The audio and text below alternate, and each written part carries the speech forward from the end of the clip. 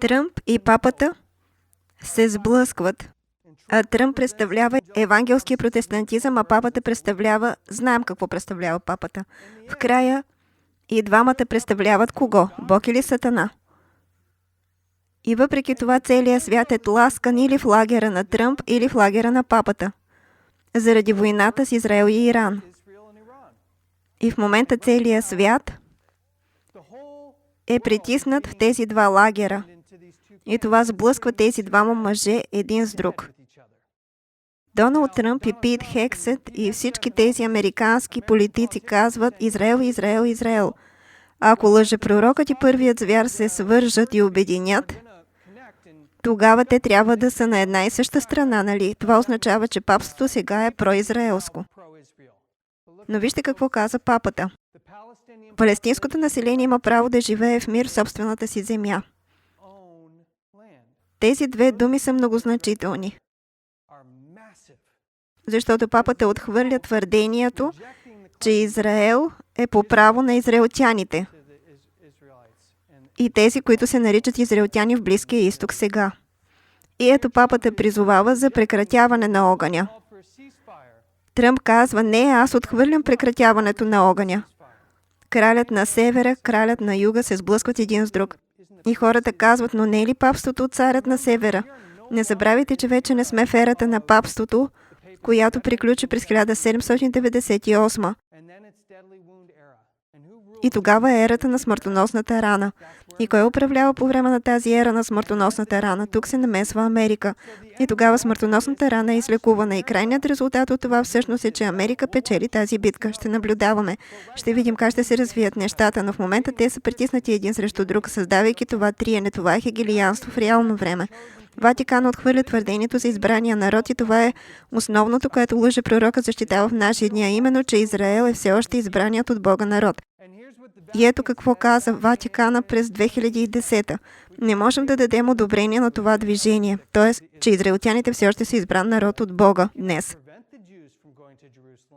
Не можем да попречим на евреите да отидат в Иерусалим, но никога не бихме могли да го одобрим. Земята на Иерусалим, ако не винаги е била свята, е била осветена от живота на Исус Христос. Дали пръста на Иерусалим е свята днес? Не. Какво прави нещо свято? Божието присъствие. Божието присъствие може да освети. И имате цялата тази католическа система, която намирам за удивителна. Чували ли сте преди адвентистите от седмия ден да бъдат наричани култ? Някой тук моли ли се на Елън Уайт? Не. О, това е странно, защото католиците се молят на Мария. Кой е култът? Земята на Иерусалим, ако не е била свята, е била след живота на Исус. Аз, папата, като глава на църквата, не мога да кажа друго. Евреите не са признали нашия Господ, следователно ние не можем да признаем еврейския народ. Вярно ли е това? Всъщност е. Ето защо трябва да бъдете внимателни с папството. Не всичко, което излиза от устата им е лъжа. Точно както когато змията говори на Ева, не всичко беше лъжа. Това беше достатъчно, за да породи съмнение. И в този случай той е абсолютно прав. Те отхвърлиха Исус и така как можем да кажем, че те са избрани? Тези, които са избрани, ще следват Бога. И това не е защото Бог е избрал произволно, а защото са използвали свободната си воля, за да приемат безплатния дар в Исус Христос. И всичко това води до големи усилия за обединяване сред католиците в момента. Вижте какво пише. Затова преследваме католиците в момента. Те преследват католиците в момента. Католицизма се обединява в опозиция срещу никога не свършващите войни на Израел. Либералните католици, консервативните католици са съгласни. Израел е ужасен. Това е всичко, от което се нуждаят, за да започнат да се обединяват. Това е цялата идея да познаваме пророчествата, закона и свидетелствата. Бог ни е дал водещите маркери, защото ако не внимавате, ще започнете да се обединявате за неща с хората, с които не сте съгласни, само защото не харесвате, да речем, войната. Това е предназначението й.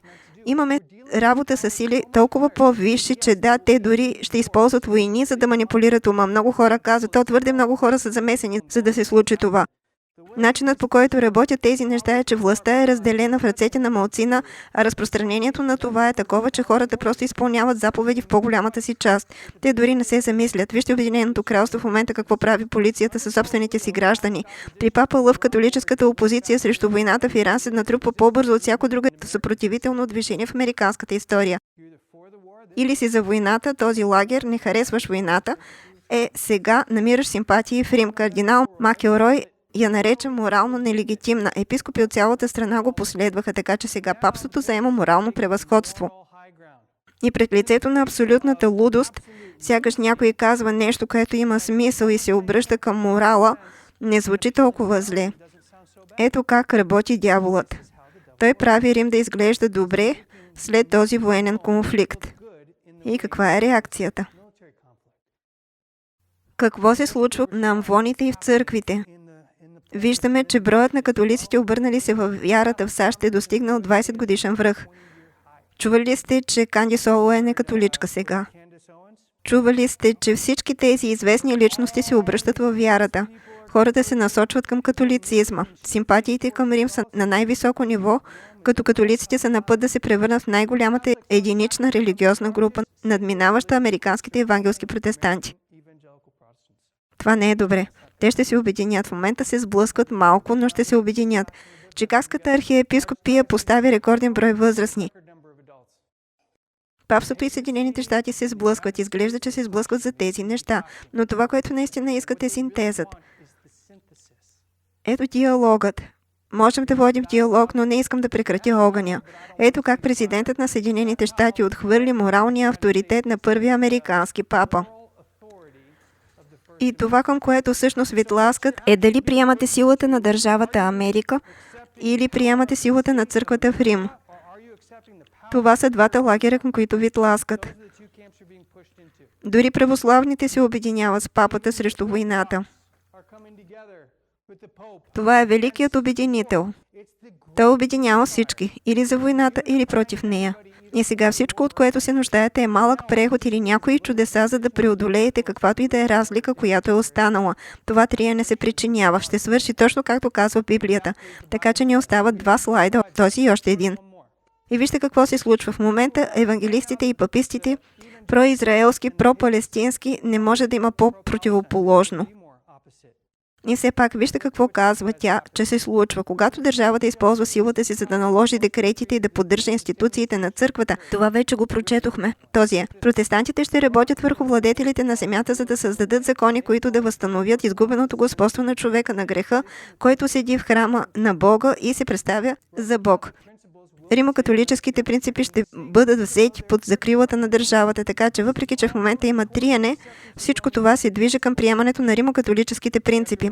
Трябва да помним, че протестантските дъщери сега е тяхното време. Тя казва, папството е отминало. Сега нейните дъщери, протестантските секти, са следващите, които ще излязат на сцената. Това ли казва Откровение 13? Да. Това е силата, която излиза на сцената, за да даде власт чак до първия звяр. И накрая, ако читателя знае как папистите и протестантите са се обединили. Обединени. В момента те са разделени, но триенето ще доведе до обединение. И когато се обединят, спомняте си, че казах, че има 2 части. Имаше частта, в която църквата използва държавата. Втората част са гражданските санкции за дисидентите.